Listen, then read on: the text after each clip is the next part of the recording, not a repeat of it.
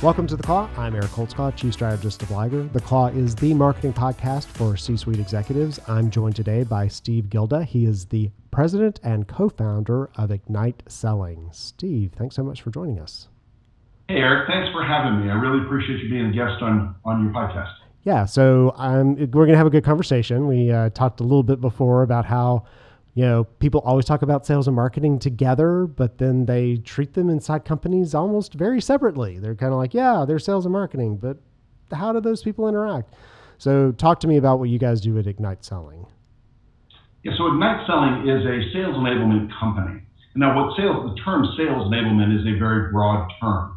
You really think a little bit about who are all those individuals that help support revenue growth for an organization. Okay. That's sales, that's marketing, it's customer success, customer service. So our organization works very closely with any of those revenue enablement individuals.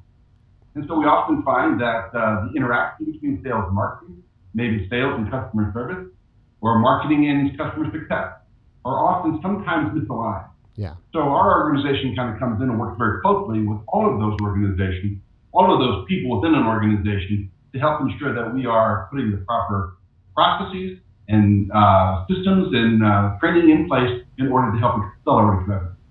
I really love how you look at it, because so many people put these into buckets, and you think when somebody originally says sales, it's the person out there, knocking on doors or whatever.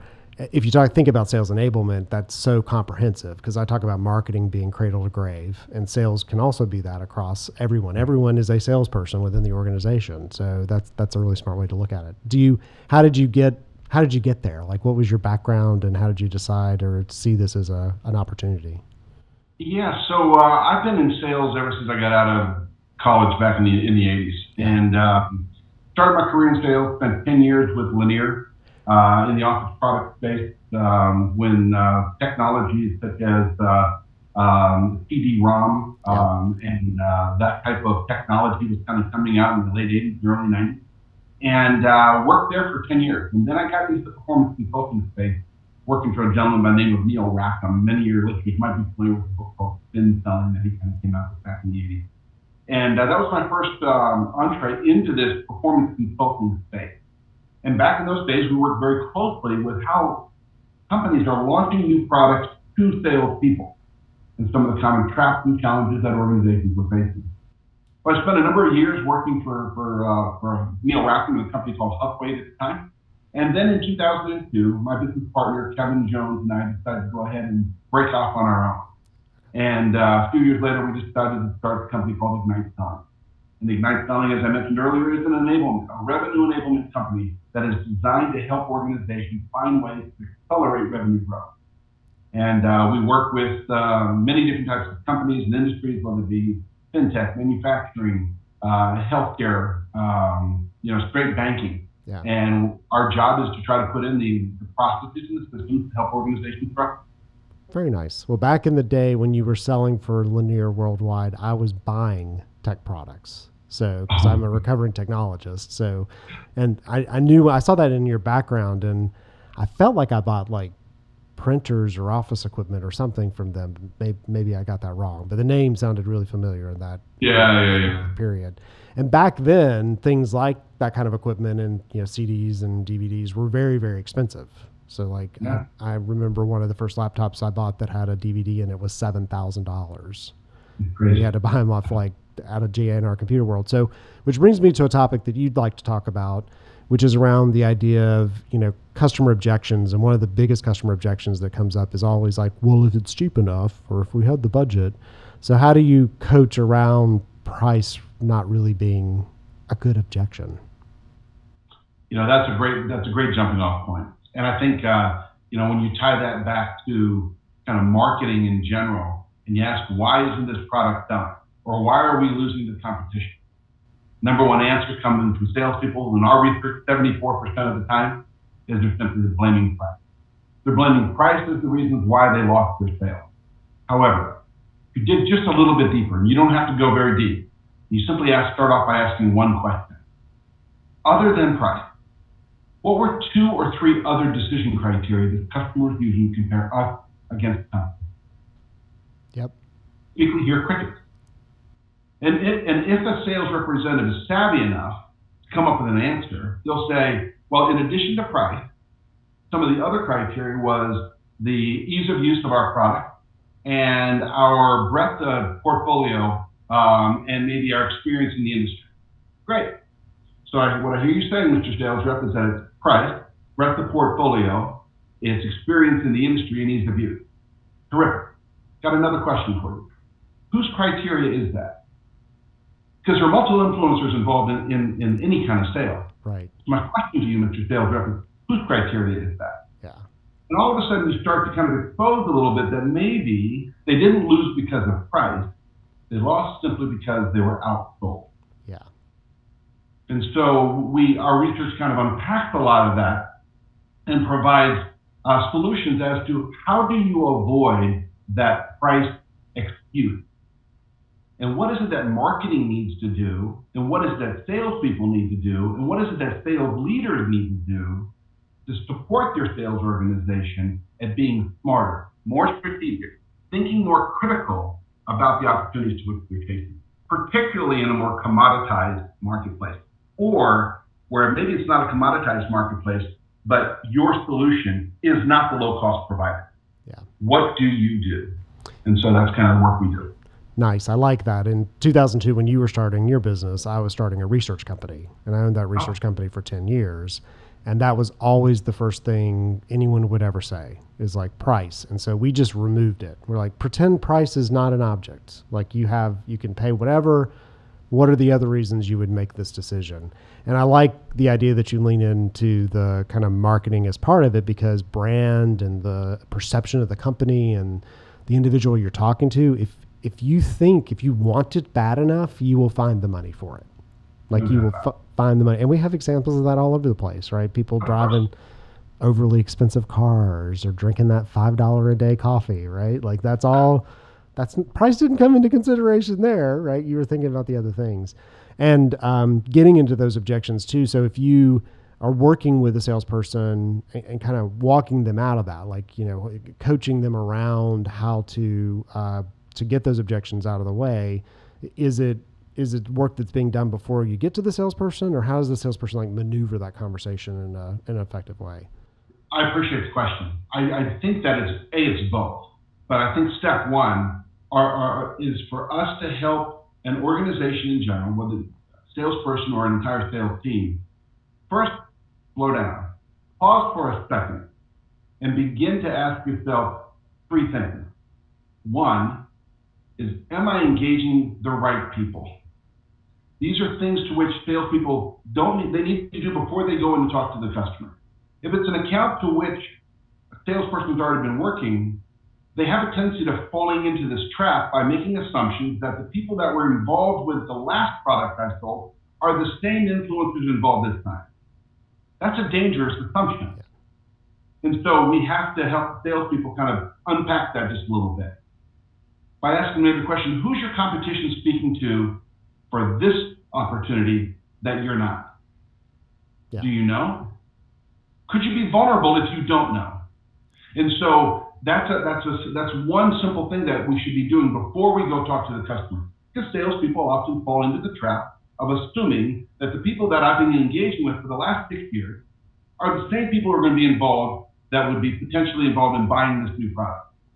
Well, maybe this new product has some unique capabilities that truly streamlines how supply chain would be doing their job. But you've never spoken to supply chain in the past.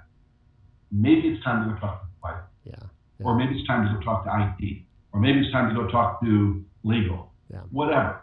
But it's not, the number one assumption is we fall into the trap of always thinking the people I always talk to are the same people always involved. And then the other one is we talked about price. What is the criteria this customer is using? Mm-hmm. Do you really know? There are other criteria other than price that this customer is using to compare us against the competition. And even if we know, even if they say that it is in fact ease of use, price, breadth of product portfolio, and experience in our industry, terrific. How would you rank those customer? Yeah. From most important to least important? And then probably the most important question there is, what's your perception of my company's ability to meet that criteria compared to our competitors? Are we better than the competition around breadth of portfolio? Are we all equal? Or are we perceived as maybe not as good? And so if we don't understand that, we're at risk. And the last one was all about quantifying value. To your point earlier, it's not just about knowing the needs, but it's about how do we demonstrate how this unique capability that we have, that only our company can bring, what business metrics does it drive?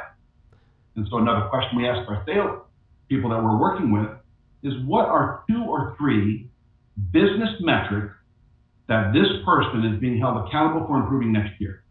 You're talking to somebody there. What are the business metrics they're held accountable to? And how can our capabilities help that customer be more successful at achieving those metrics? Sales reps don't know who their competition is speaking to, what is the criteria other than price, and how do our solutions help their customer achieve those metrics. You're at risk. Yeah. Don't tell me you lost because of a lower price. Reality is you probably got outsold. Yeah. And there's so much in that, and talking about the idea of, and we all fall into this, and you learn it from the car salesman. You go buy a car. I know nothing about cars. I buy them all the time, but I like how they look and I like to drive them, but don't show me where the engine is and don't tell me anything about the pistons and the whatever, right? And so we'll do that, like features and functions, and what you're buying is the result, right? What you talked about, the result. What is the end thing that I'm going to get? How's it going to make me feel? Those types of things. And in these riskier decision areas, which is what you're talking about, B2B, which I call like relational, long-term, there's a huge amount of risk. If this person chooses to install a product that takes 6 months and it doesn't do what it's supposed to, they will get fired. This person has a great risk in choosing you beyond those 4 things they're using that are maybe in their RFP sheet that they say were the reason they made that decision. It's not a simple decision. There's so much other impact. They may look like an idiot in front of other people, like they bought something that didn't do what they expected. So they're very worried about making that choice. You got to sit in their shoes, and how do they know until they buy it? So they have to believe you, right? They have to believe you. We help them feel more comfortable that our job is to help them look like a hero. Our job is to help them achieve the outcomes they're being held accountable to. Yeah. Let's face it, everybody is held accountable to something. Right. So if we as salespeople or we as marketing individuals do not truly understand what our customers are being held accountable to, how can we help them succeed? Yeah. So that's just a fundamental question that we ask is, what are 2 or 3 critical metrics your customer's trying to improve in the next 12 months? What are they being held accountable to achieving? If you can't answer that question, it's going to be real hard for you to create value for your solution and why your solution can help that customer succeed better than your competitor. Yeah, and you got to break down the walls because, it's always such a dance on the sales call, and people often will go in with this scarcity mindset. Oh my gosh, I finally got him on the phone, right? And then the other person's trying not to give away too much and whatever. But a better question than budget is, what are you being held accountable to? But asking it in a way that's vulnerable. You got to build the relationship to get the person to be like, if we don't fix this, it's costing us so much money and hours, or our competition's beating us up on it, and it's something so much more deep in the way they're making that decision than just these feature lists. Feature lists are an easy thing to give everybody common language, but it's down to Maslow's hierarchy of needs. What's that base thing I can solve for you? So yeah. I think your example there is a good example. I think through the transition of time where salespeople have what they've had to do to become successful, it was about having a great attitude and understanding your product, so you could talk about the features and advantages, benefits in a way that would get people excited. That's no longer sufficient. Then it became needs-based. Let me understand what the needs are so I can talk about our capabilities in a way that's more meaningful to you. Well, today I think it's even gone beyond that.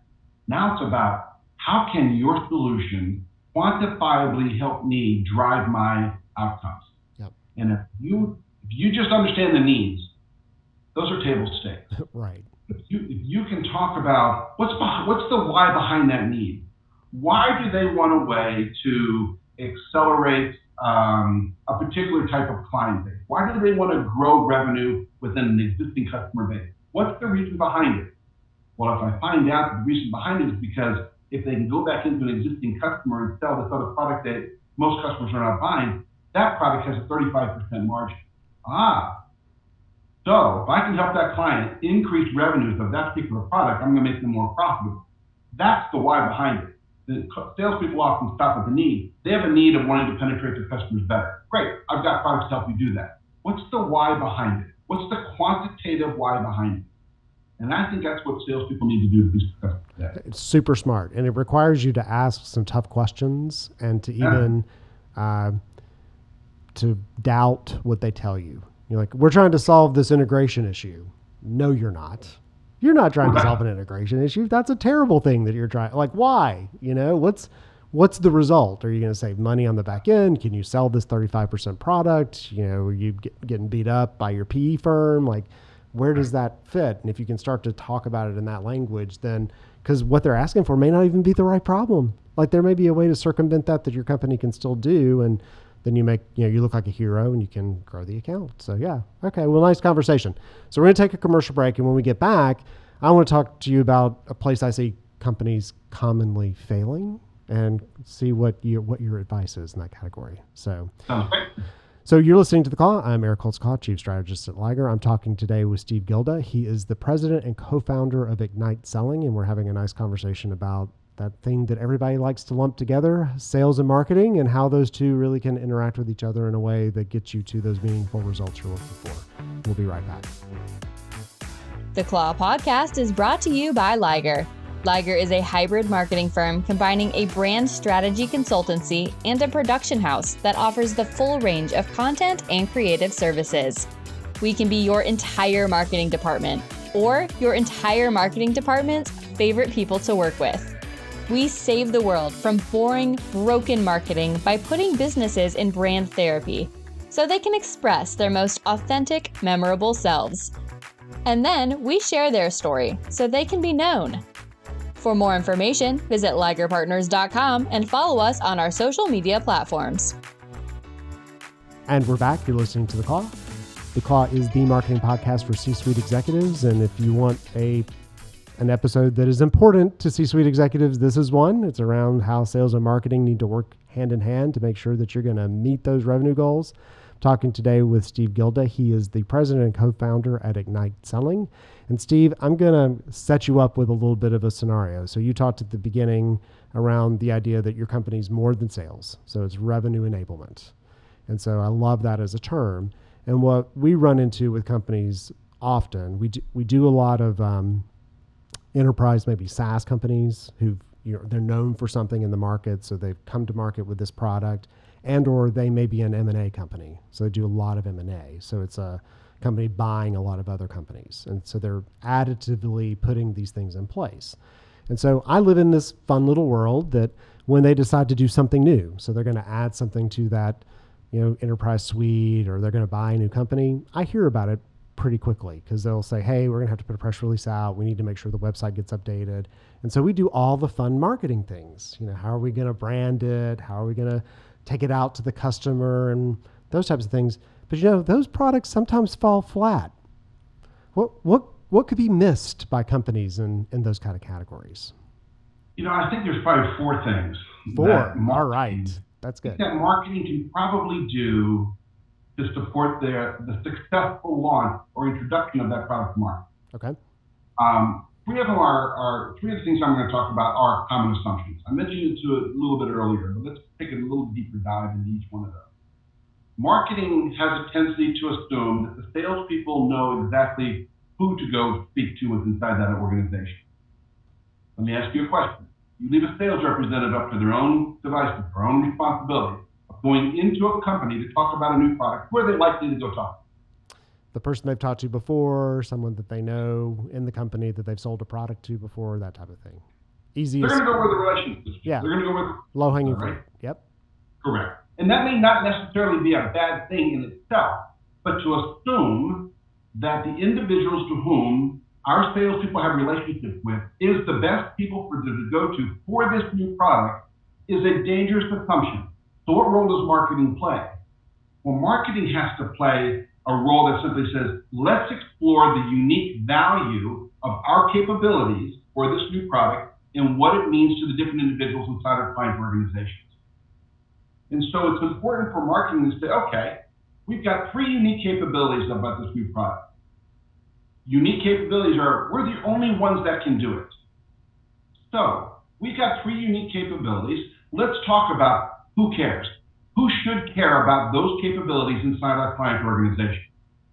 Let's say it's somebody in cloud security. Terrific. So one person should be the director of cloud security. Who else? Let's say that's going to be somebody in sales revenue. Okay, sales. Maybe a VP of sales or chief revenue officer. Let's just take those 2 for the sake of this example. Let's take one of those unique capabilities. We help marketing kind of identify what will this director of cloud security experience in absence of having your unique capability. Just tell me what the problems are. List them out. Those are easy. Marketing's going to say, okay, if cloud security doesn't have these things, they're going to experience A, B, and C. What if the chief revenue officer doesn't have these things? What will he experience? It's a little bit different, isn't it? Yes. So what will they experience? They're going to experience, X, Y, and Z. Terrific. Now let's go to the next step. What are the consequences if the director of cloud security doesn't address those issues? What are the consequences? What is going to happen? What are the implications if those things are just ignored by the director of cloud security? Now you kind of talk about the implications of those. What if the chief revenue officer chooses to ignore their list of concerns? All we're doing here is we're helping marketing do a better job of aligning the unique capability, the value of the unique capability, to the key stakeholders inside the client organization that the sales team should be speaking to.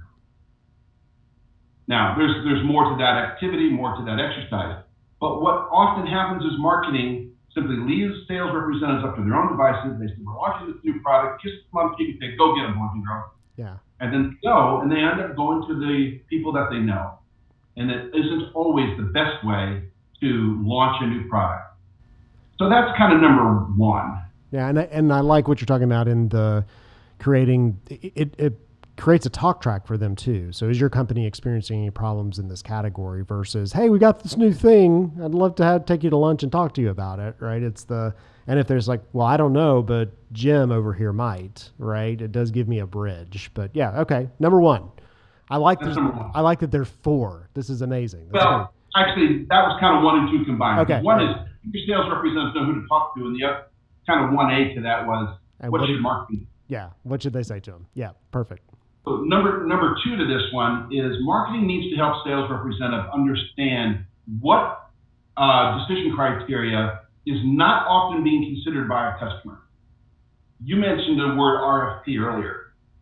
A lot of people out there have to follow the rules of an RFP. But we also have that opportunity either with an RFP or outside an RFP that when the rules have been set, we are looking for a partner that can go ahead and provide us that we want to partner with somebody that's got international capability, that has experience in our particular industry, and has got a broad breadth of portfolio that we can continue to build upon over the next 5 years. Terrific. So now most salespeople simply play by that rule. Well, let's go back. You guys have a suite of products.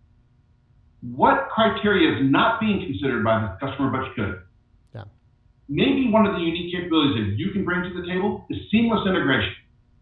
Integration in a way that nobody else does. But that's not as part of this customer's criteria list. So the question is, what do you need to do to get seamless integration added to that list?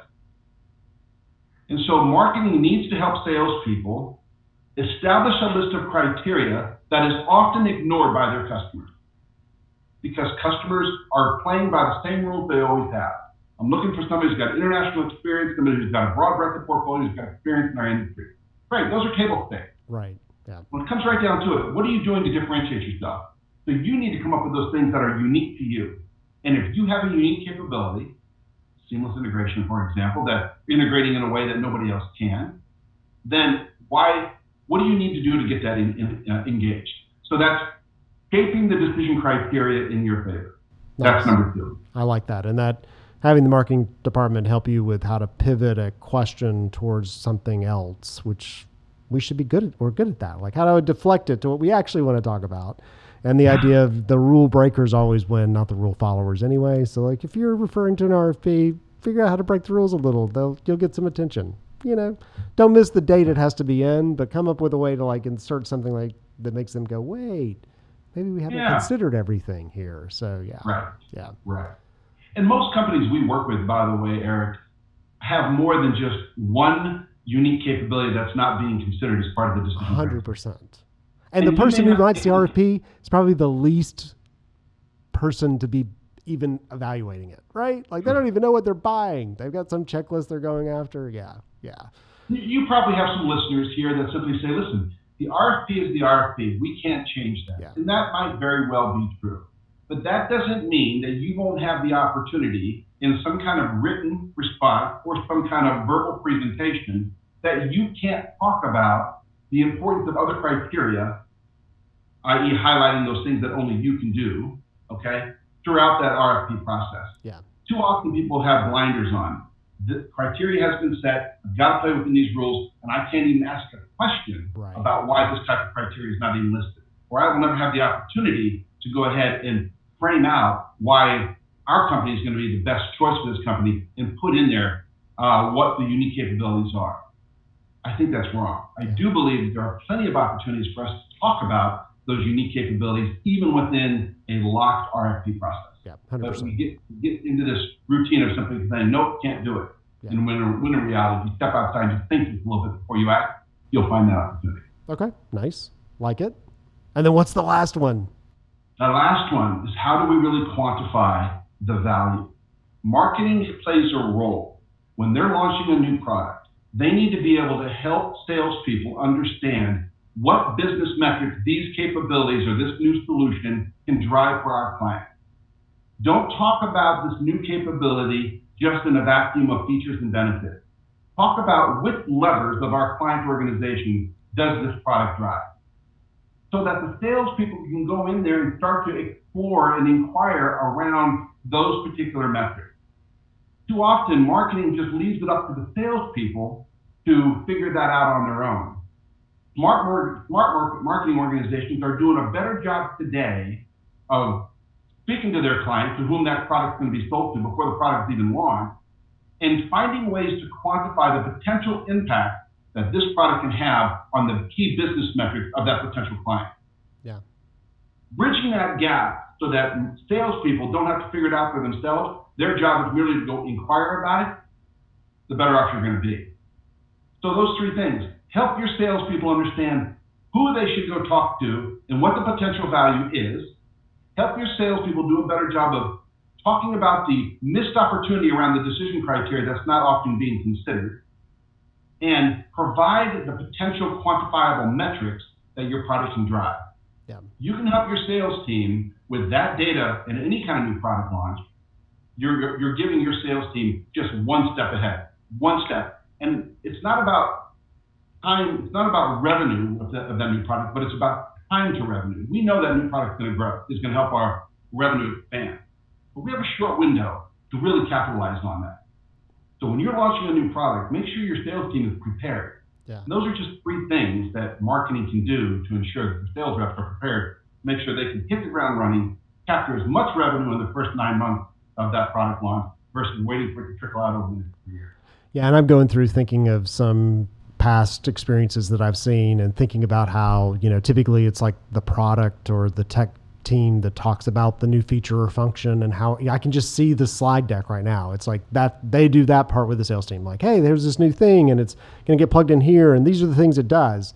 And then marketing comes on, and then marketing says, and this is how we are taking it to market, right? Like, we're going to go to the trade shows, we're going to whatever. And the missing gap between those two is the nuance of, so it's this, and this is how you're taking it to market. But like, why do I care, and why does our customer care? So if you're not training on that component of it, you're going to miss a great opportunity, or you're going to probably not have it work, right? Because the salesperson also, they know what they know how to sell, and all of a sudden you're introducing something new, and they got to figure out how to like even weave it into the conversation in a way that doesn't seem odd, and those types of things. So Really smart. Yeah, that's an important part of it. Well, I've really enjoyed our conversation. Thank you so much for joining us today. So if people want to get in touch with you, what's your favorite way to connect with people? I think the best way to go ahead and reach out for us is through our website. Okay. And I'd encourage your listeners to go ahead and hit our website and download the white paper about the common assumptions salespeople make around launching, around new products. Okay. And download that white paper and reach out for us. And any one of the members on our team can go ahead and follow up and talk to you a little bit about how we might be able to support your next product launch. Very nice. Well, thank you so much for joining me today. I've been talking with Steve Gielda. He is the president and co-founder at Ignite Selling. They are a revenue enablement, which will be a new term that I start using, firm. So they work to make sure that revenue enablement is happening across the organization. It's not just the individuals you have out there trying to get that customer on the phone for the first time. It's everyone. Like, how do you make sure you're creating a revenue-enabled organization? Thanks so much for tuning into The Claw. I've been talking today with Steve Gielda. He is the president and co-founder of Ignite Selling. We'll put in our show notes how you can get in touch with him and download all the information that he talked about during the show. And until next time, thanks for tuning in.